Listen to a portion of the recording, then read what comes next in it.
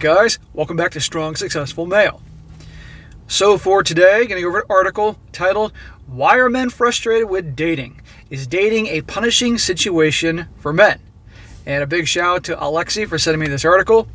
And guys, yes, this article really digs into it, why men are so frustrated dating.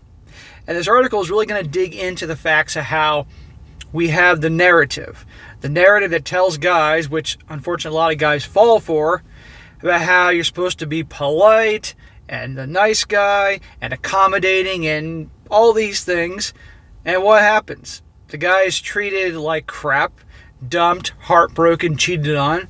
And then you have society or women telling guys, we don't like jerks and players and all that. And yet, ironically, those are the guys they go for and just the nice guys for. So you got a lot of very puzzled and confused guys out there that are like, what the hell? And this has been obviously going on for some time. And this is what one of the many reasons, there's lots of reasons why many men have opted out. They said, that's it, I'm done. And they're walking away from dating and relationships, or they're definitely seriously getting to that point. Now here's the thing, guys. This article isn't recent. This article is from nearly 10 years ago, but I chose it on purpose just to show you how the things I talk about in this channel and plenty of other channels like me, this isn't new. This started a while ago, okay? And things have gotten worse in 10 years because 10 years ago, I don't know, I haven't researched it, but if Instagram was a thing in 2013, I mean, of course I could Google it before I did this video, but I didn't think about it at the time. But definitely as social media really started picking up around that time period and Instagram all the attention, the narcissism and entitlement went through the roof and took things to a whole new level beyond what they were at the time this article was written. So add that to why so many guys, because of the egos and the narcissism and all that, why so many guys are like, I'm done. Old-fashioned, traditional types of personalities and gals, they're gone. That's why so many guys, one of many reasons why guys are out of there. But anyhow, guys, I thought it'd be a good one to go over here, and I'll get a lot more detail about a lot of things here that I think are important in pointing out.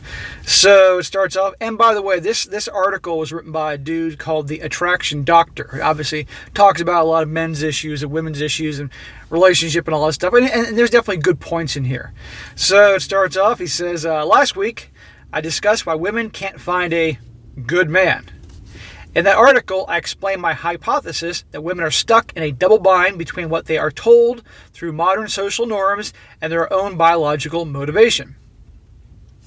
Don't make them out to be the victims. Come on here.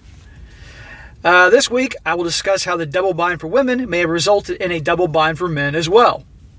Today, men are given confusing and contradictory advice.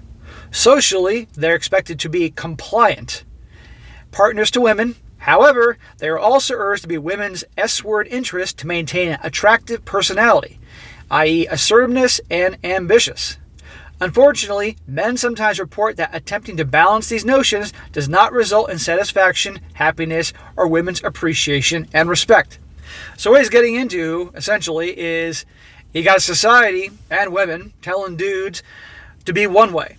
The narrative, if you will, the narrative that you see all the time in movies and television and the media, and I'll be the nice guy, treat her like the queen, be the gentleman, all that. And let's be honest here, a lot of guys want to do that for the girl that they really are into, especially when they're younger and don't know any better. And what usually happens when a guy is perceived as too nice?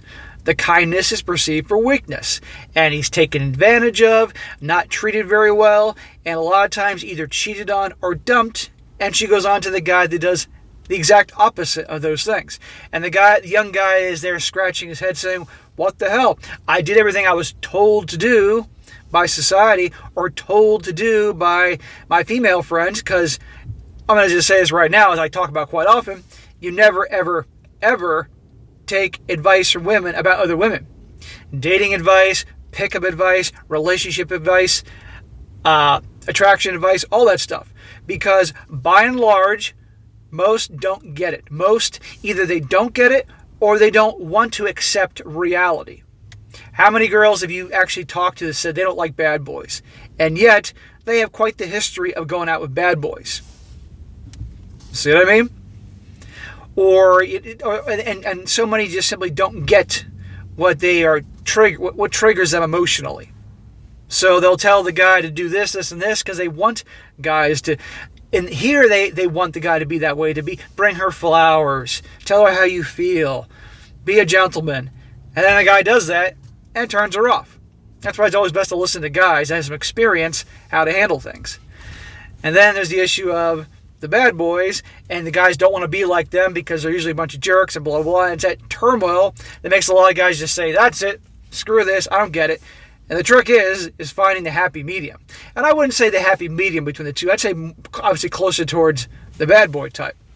But there are some guys that are born with it, but most it takes a while to get to be in that place. But anyhow, it says, the men that I speak with and who commented on my last post lament about being in a no-win situation in modern dating. Again, remind you, this is 2013, this was written. If they follow what society tells them to do, they often end up good guys who are taken advantage of, mistreated, and disrespected.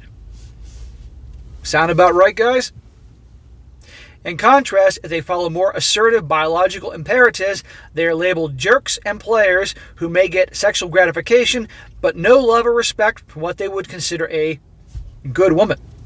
And I disagree with that, because I've known plenty of dudes that were in the bad boy category, and they had the girl literally eating out of the palm of their hand, wrapped around their finger. And those girls would do anything for them. They were so in love and so in awe of these guys because they were constantly chasing after their validation because they could never get it. It was always a challenge, and they never knew where they stood with the guy and things like that. Meanwhile, these same types easily could have had really good guys that wouldn't break their hearts, wouldn't do all that. They weren't interested in them. So the jerks and players, if you will, they can get love, but the second, unfortunately, it's not how the narrative wants to think that they don't deserve that love that they get from the girls because they're chasing their validation. So it's a big mess. It says here, overall, they report there is often little incentive for men to date and even less for them to consider long-term commitment. Double binds and insufficient incentives. In a previous article, I put forward the notion that individuals were not afraid to date, rather they simply did not have the sufficient incentive to do so. We're all motivated to seek out rewards and avoid punishments. When rewards outweigh punishment, people perform behaviors. When punishments weigh more heavily, people avoid those same behaviors. Essentially, many men report that they find modern dating a primary punishing affair.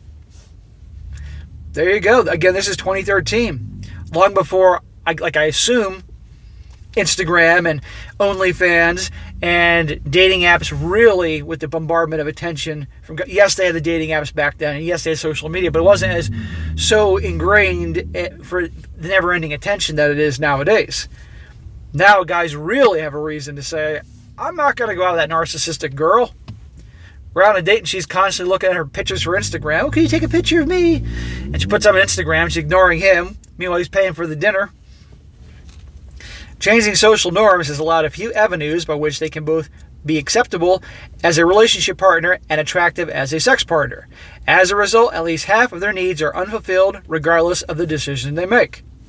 If men choose to follow social norms and become compliant as good guys, they may get a relationship partner.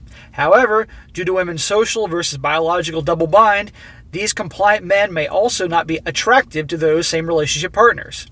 As a result, they may be punished by their girlfriend's or wife's lack of S-word interest, being cheated on, or disrespected as a, wait for it, pushover. These men may further be regarded as just friends, expected to pay for all the costs of a relationship without the physical and intimate benefits. Again, sound about right? Now the problem is so many guys buy into the narrative because they don't know any better. And when you are constantly bombarded with the same type of message, TV, movies, music, media, it's called propaganda, it starts to brainwash people. And a lot of young guys that grew up, let's just say, in single-parent households, and usually that means with their mom, they don't have a strong male role model, archetype, if you will, to observe their behavior. So movies and TV becomes their teacher. And this is what you get we have nowadays. This is why a lot of young guys write me that are in high school or early college, and they say, thank you, SSM. You're showing me what I didn't get. I didn't have a dad. I didn't have somebody to teach me. I had to learn the hard way, and what you talk about is 100% accurate. And they thank me for it. And I'm happy to help. I didn't have YouTube back then. My dad was a strong guy on many levels, but the problem was I chose to not go to him to seek counsel. And when he did give it sometimes, I ignored it because he told me what I didn't want to hear. And I told you guys back in the day, I made all the mistakes that I tell you not to do, but I learned the hard way and eventually learned how things are. It wasn't the way I wanted them to be, but it is what it is. So I teach you guys. Anyhow, he continues, in contrast, if men shun social pressures to be nice and follow what is biologically attractive, they have a higher likelihood of getting S-word partners. However, these men are often punished by being socially labeled as jerks, players, or even creeps, unfit for socially defined relationships. Who cares if you are defined as the jerk or whatever? How many girls have you known that, I hate the jerks, I hate the players? And yet, interestingly, who do they go for? This is why you pay attention to what they do, not what they say. I cannot stress that enough. If you don't believe me, keep doing the nice guy thing. See how far it gets you. And then when you realize, and you've had your heart broken enough times, then you'll come back and you say, okay, this jackass in the car with his sunglasses on was onto something here. Furthermore, their tactics are often designated as sexist. Therefore, these men may get you know what, but they often do not get the love and respect. Again, I call bullshit on that. Overall, men in either case report also having a difficult time finding what they label attractive women for longer-term relationships. Men often define these women along evolutionary psychological lines. Women who are S-word selective, faithful, physically attractive, and have a pleasant, respectful disposition. Unfortunately, these qualities are again part of women's double bind, with social norms sometimes guiding them away from these biologically feminine characteristics. What he's referring to now is the movement. I mean, you know what I'm talking about there. The movement is trying to mold the gals, and they've been doing it for a while, and it really started around this time that this was written, to be more masculine and mold guys to be more feminine. And how's that worked out? Because no guy with even a little bit above average of masculine energy wants a masculine woman. It's a turnoff. The only guys you see and that are actually attracted to masculine women are very feminine guys. Okay? And I'm sure there isn't one guy watching this that doesn't know some dude that falls into that category. I can think of a couple right now off the top of my head. One guy in particular is a really good guy, but holy crap, he was feminine. But guess what? His mom ran the house. And his wife, she's cool. She is like one of the girls I can literally count in my hand that's actually fun to be around because she's not, no bullshit. But she's masculine as hell. She's like another dude. But not in a way like she's not bossy to dudes or everything, but literally, she runs the marriage. But not in a bossy way. He just wants to go along with her lead.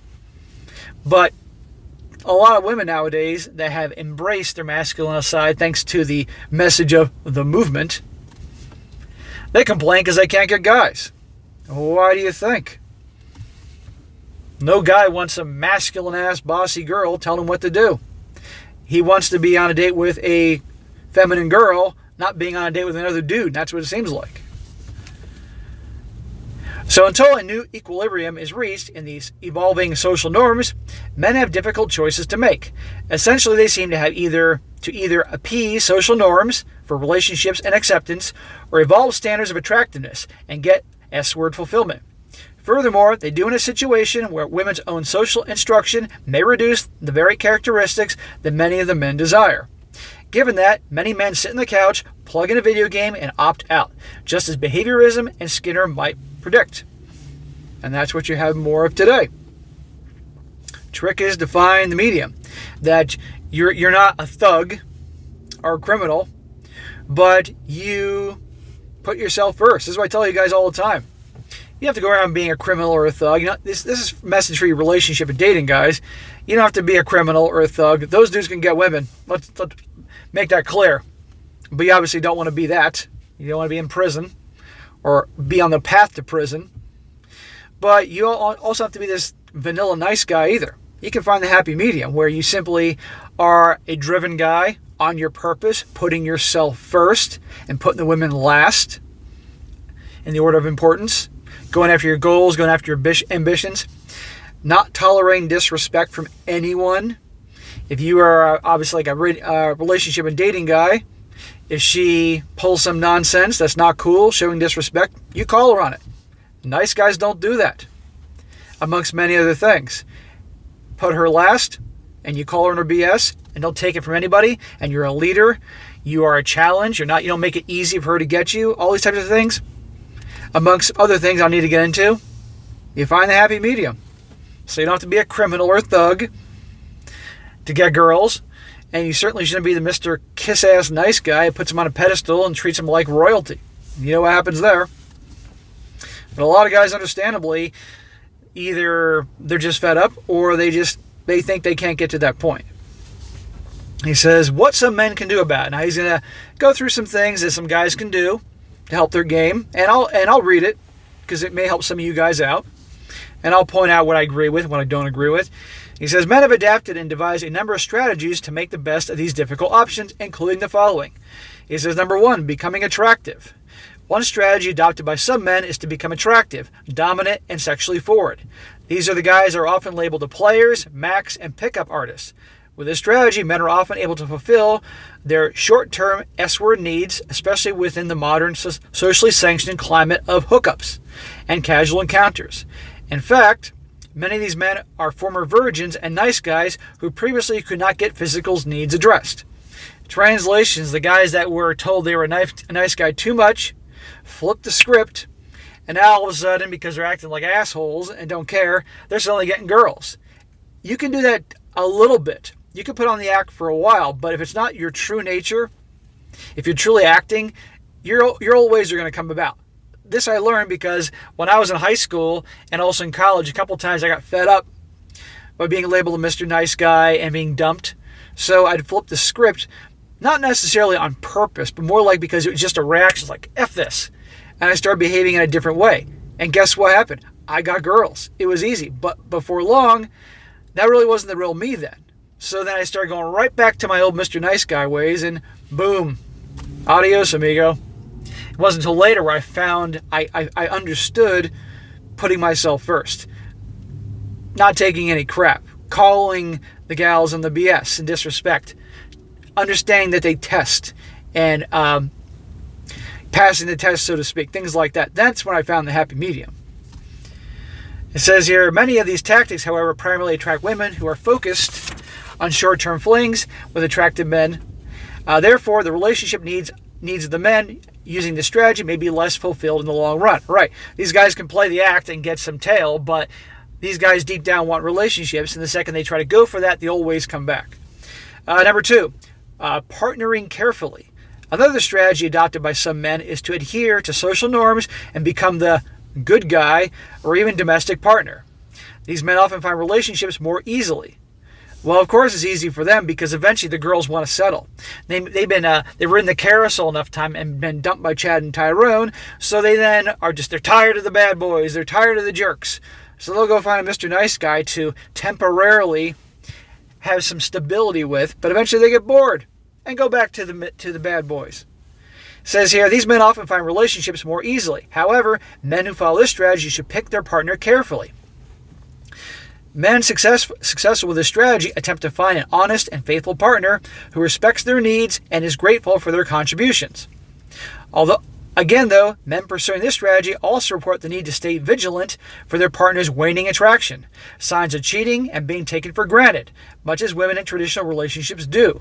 With divorce, a very real and punishing possibility, these men also choose to think carefully before committing. Yeah, translation, you can get these girls that are taking a break from the bad boys, but you got to be careful. And also remember here that they, a lot of times, they're going to get bored. Or they're done with the bad boys. Let's say they're approaching 30 and realize, oh crap, I'm getting old. I need to get a man. They'll find the Mr. Nice Guy a mile away. But the guy has to pay attention to the red flags, especially if he is the relationship guy, Mr. Nice Guy type. And I always tell you, pay attention to the red flags. Number 3, holding high standards. Yet other men continue to hold high standards for both themselves and their partners. They invest in their own attractiveness, value, and success. There you go. They also treat partners equitably according to their behavior, worth, and contribution to the relationship. These men further qualify and screen partners well, not selling themselves short for less than they deserve. This approach takes constant effort, though, both in the man maintaining his own standards and in his motivating and inspiring others to do so. It also requires patience and searching for someone who can live up to their desired standards. However, these efforts are often met with a partner who is attracted to them, respectful, and attractive for them too. For more of that approach, see here. There's a link. So, right here, number 3, holding high standards, kind of sounds like what I talk about. Don't just choose any old girl. Take your time before you get into any relationships. Make her work to get you. Focusing on yourself, focusing on your purpose, having high standards, not taking any crap, putting yourself first. That's the best place to be. And number 4, opting out. Finally, some men choose opting out as their best option for them. Well, when he says some, that some is becoming a lot nowadays. This is something known as the men going their own way, or the, wait for it, MGTOW. Essentially, these are the guys who have been frustrated and punished to the point that they see no further incentive to relate. Then you can't blame these guys. And again, this is 2013. It's way worse now, and more reasons to the guys that say, I'm done. Given how things are today, and also given the marriage laws for those that go down, take the leap and get married, how they'll be raked over the coals if she decides, I want a divorce. Never mind, I've been cheating on him for 2 years with his best friend, but still I want a divorce, and I get to get half. And a very sizable alimony too, because I'm in a no-fault divorce state. Rather than spending their efforts on material success to attract a partner, they focus on making themselves happy. Well, there's an idea. Although these guys are often socially shamed as not growing up, in fact, they are arguably just reacting to the lack of outside motivation and taking care of themselves. And you know what, guys? I don't blame anybody that does that. Not at all. Focusing on yourself, focusing on making yourselves happy, and there you go. But the irony is, a lot of these guys, if these guys were once relationship guys but didn't get anywhere, if they did what they are doing now, like it says right here, focusing on yourself and putting yourself first, that type of behavior has an amazing effect on the opposite sex because you're not putting them on the pedestal. So that's something to keep in mind for those that were once relationship guys, are fed up, but deep down inside would like to be relationship guys, but obviously are fed up and may get back into it one day after a cooling off period. Put yourself first. Don't take any crap. The women are the bottom of the list of your priorities, and you'd be amazed how fast they be chasing after you. In conclusion, we're in a very difficult time in history right now. It is a social flux period where many men and women are not satisfied socially and biologically. Outside traditional and religious areas or very progressive arrangements, the majority of men and women are struggling. Yeah, that's then 2013. Look at the mess now. They are caught between conflicting social demands and biological motivations. Until something changes, the best we can do is adapt and find our own way. Overall, dating for men also involves costs and trade-offs. Double binds and unknown frustrations, however, can be explained. The choices we make are not always may be ideal, but some satisfaction can be obtained with a bit of knowledge. I wish you the best. No matter what you choose, just choose thoughtfully what is right for you. Okay, I thought that was very interesting. Again, almost 10 years old, but that was back then, and it certainly showed, look how things are today. Is it any better? No, the thing's even worse. But the good thing is, the silver lining to all this, because it is a big mess, let's be honest here. Guys are waking up. They're realizing, I'm no longer going to be taken advantage of. I'm sick of this crap. But like I said, guys, before, at the end of the day, I'm here to help you guys not make the mistakes that you did when you're younger, or the other guys made, or I made when I was younger, and use these stories, use these articles to help guys out. And it's also good entertainment for many. I know a lot of you guys are here for a good laugh, good entertainment. And I tried to squeeze in good lessons with the entertainment. That's my style. Seems to work pretty well. But at the end of the day, whether you are a relationship guy or you're just simply checked out, that's it, you're done, focus on yourself. Be the best you can be. Focus on your purpose in all areas of your life, and you're just going to feel so much better and more. It's so rewarding to work hard at something, accomplish something, and accomplishments become addictive. You achieve one goal that you never thought you could do. You're like, shit, I did this. What else can I do? And then you try this, and you accomplish this. Achievements, accomplishments. That's masculine energy, not just sitting around and just watching the world go by.